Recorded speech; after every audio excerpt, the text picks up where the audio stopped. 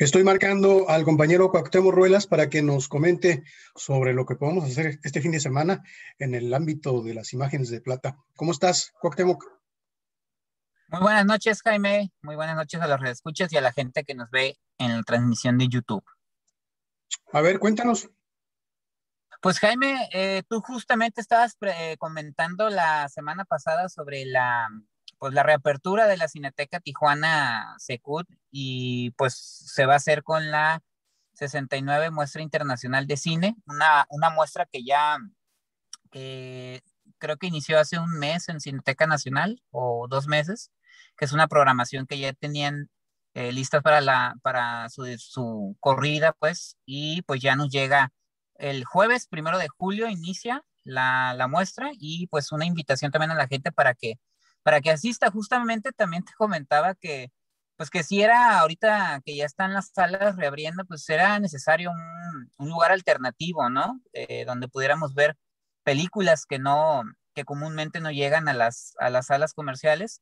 Y el día primero, bueno, o sea, hoy justo, lo voy a comentar nada más, digo, porque a esta hora ya pasó la primera película, porque las funciones son a las 7 de la noche.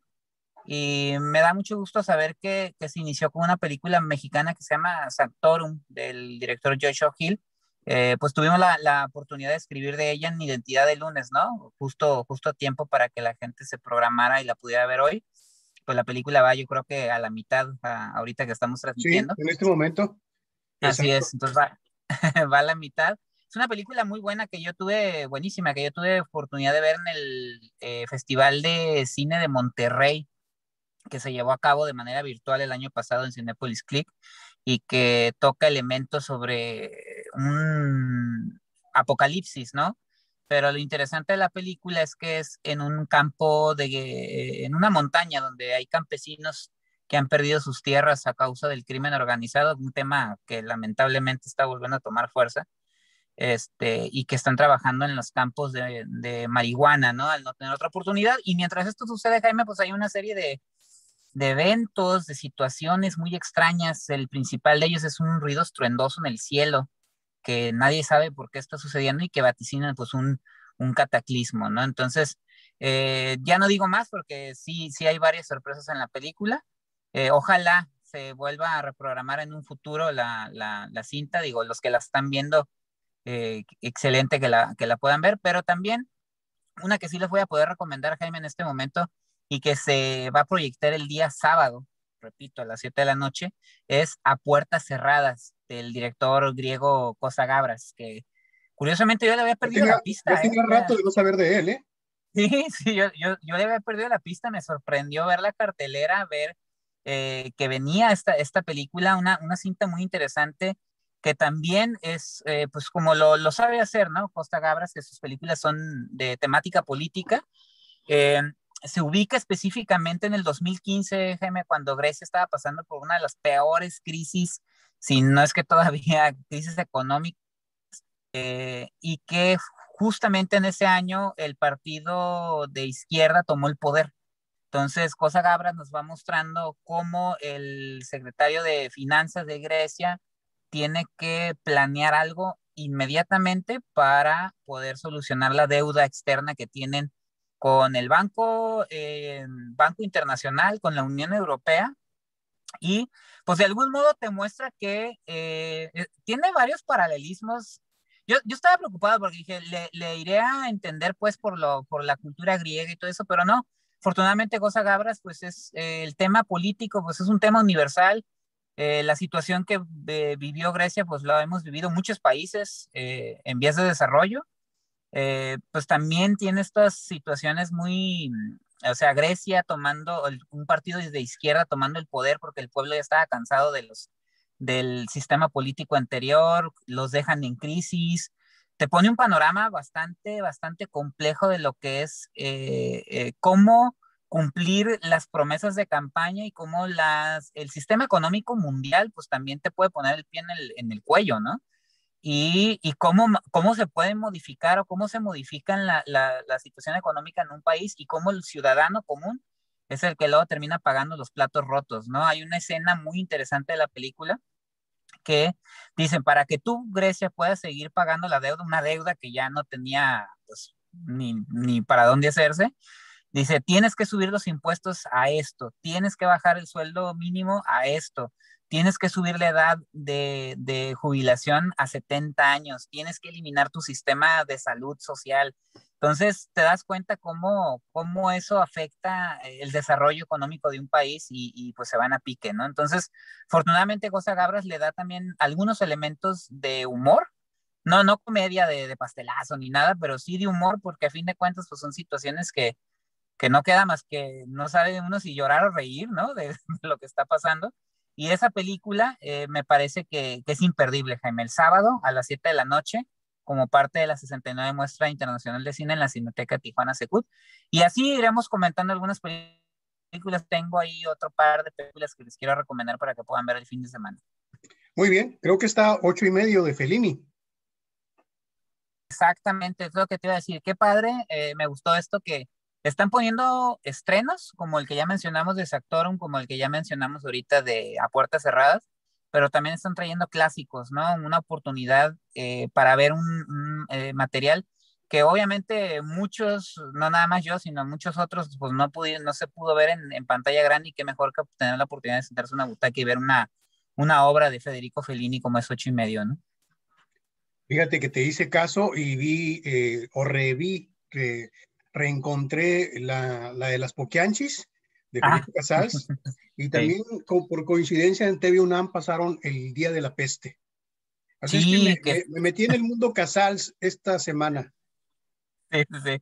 Sí, fíjate, el sábado, pues ya ves que publiqué una reseña de los 45 años de las Poquianchis y una entrevista con Felipe Casals, una entrevista, perdón, que hice en el 2016, precisamente una visita de Casals a la Cineteca. Y como tú bien mencionas, pues es parte de una trilogía testimonial que el mismo Casals menciona, ¿no? Que es Canoa, El Apando y cierra con las Poquianchis, ¿no? Películas que reflejaban mucho de la situación que se vivía en ese entonces y que pues de algún modo demuestran yo creo que fue el punto más alto de Felipe Casals. Él Totalmente. venía de ser, sí, totalmente, él venía de ser mmm, su ópera prima, obviamente, de manera independiente, pero también él fue, y lo dice curiosamente en un libro de entrevistas con Leonardo García Sao, que se llama Felipe Casals habla de su cine, él acepta que mucho del cine que hizo antes de esa trilogía, pues también lo hizo porque necesitaba dinero, ¿no? Entonces se puso a las órdenes de productores a hacer películas históricas, que curiosamente Casals tiene una filmografía de cine sobre la historia de México bastante interesante, pero del que él no se siente muy orgulloso. Y no es hasta que llega estos tres proyectos precisamente de la pluma de Tomás Pérez Turrén. En el caso bueno, él escribía los guiones o bien adaptaba los guiones como El Apano, ¿no? Que era de Revueltas, la novela. Y en el caso de Las Poquianchis fue una colaboración con Javier Robles, precisamente por toda la investigación que él llevó a cabo de las hermanas que pues traficaban con personas, ¿no? Bueno, que trata de personas, sus prostíbulos que tenían auspiciados por el gobierno de Guanajuato, ¿no? Entonces, esos son su punto más alto. Ahora, el año de la peste, que a pesar de que él tampoco está muy orgulloso de ella porque él tuvo muchos problemas sindicales, no porque la película no le guste, sino porque dice que cosas, pero por cuestiones sindicales le falló. Toma mucha relevancia hoy en día, ¿no? De hecho, desde el Claro. año pasado, no sé si le llegamos a platicar, Jaime, de esta película. En aquel entonces, cuando la película se estrenó, incluso Leonardo García Sao dice que tenía cierta relevancia porque estaba el SIDA en la década de los 80 cuando él estrena el año de la peste. Y nuevamente hoy con el coronavirus, pues te das cuenta que vuelve a cobrar, ¿no? Pues, relevancia sobre el tema que está tratando y sobre todo de cómo los medios de comunicación y el gobierno de eso trata la película, ¿no? Cómo puede esconder también la información, ¿no? A la ciudadanía. Así es, me encantó. Es del 79, en realidad, la década Ujú. de los 70. Y yo la marco por 4 películas, no por 3. 4 películas importantísimas de Felipe Casals. Y a una pregunta, ¿qué se siente que te lea Felipe Casals y te ponga me gusta? No, pues imagínate, cuando yo lo conocí en 2016, quedamos, pues, quedó muy conforme él con la entrevista. Él siempre van como con ese. Fíjate que me pasó con Casals, me pasó con Rimstein y me pasó con Paul Leduc, que no estaban como muy a gusto con que los entrevistaran porque pensaban que les íbamos a hacer una entrevista de qué se siente estar en Tijuana y qué te gusta de Tijuana y todo eso. Entonces, pues la idea no era esa, ¿no? Entonces, Casals se fue muy contento con la charla que tuvimos, porque fue una charla, ya yo pues, tuve que hacer toda la edición para armarlo como una entrevista. Fue una charla muy amena y que se haya acordado cuando se publicó la primera vez y que esta vez se haya dado el tiempo otra vez de leerla y agradecer, pues imagínate, ¿no? Eso es una de las cosas que a mí más me llenan de emoción, poder haber podido conversar con Casals, ¿no? Digo, Casals, digo, haberlo hecho porque Casals ya está retirado, pues, ¿no? Eh, tiene ya más de 80 años y él ya no asesina, a diferencia pues de Rimstein, ¿no? Que es también de la misma generación y que pues, sigue trabajando.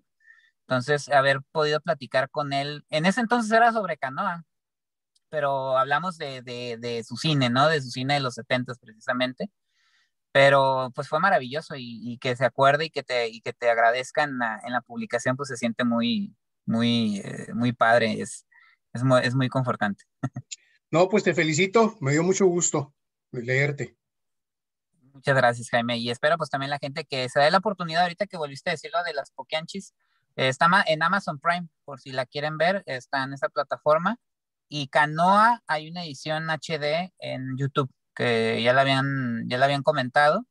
Y creo que es la edición de Criterion Collection. Entonces, vale mucho la pena que vean las dos películas. La Pando no, ¿eh? La Pando sí está un poquito más complicado de... Creo que se puede conseguir en línea, pero comprar, perdón, físicamente. Pero verla no la encontré, fíjate. Bueno, nos reencontramos la semana que viene. Así es, Jaime, y seguiremos platicando de la 69 Muestra Internacional de Cine en la Cineteca Tijuana.